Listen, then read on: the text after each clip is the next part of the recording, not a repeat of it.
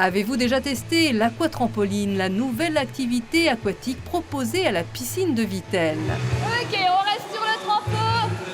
Petit pattern et rapide. C'est, comme vous pouvez le voir, assez cardio.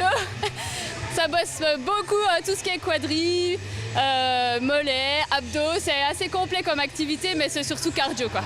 Allez, bravo, les deux jambes, là.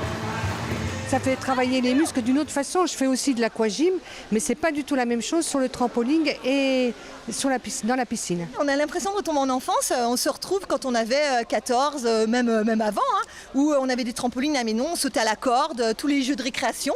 Et on a l'impression de retomber. Je discutais justement avec les autres personnes et c'était vraiment ça. Le cours affiché complet, à l'image de l'aquatrampoline, les activités aquatiques, aquagym et autres aquabikes attirent de plus en plus et représentent à Vittel 35% des entrées.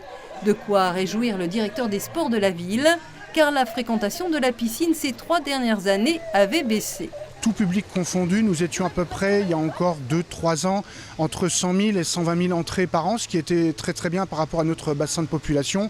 Là, il est vrai qu'entre la crise Covid et puis maintenant, je vous dis, la pénurie de maîtres nageurs, on est plutôt sur de l'ordre de 70 à 80 000 entrées. La crise sanitaire explique en partie la baisse de fréquentation à Vittel et concerne aussi d'autres bassins, mais depuis quelques années, le problème, c'est la pénurie de maîtres nageurs.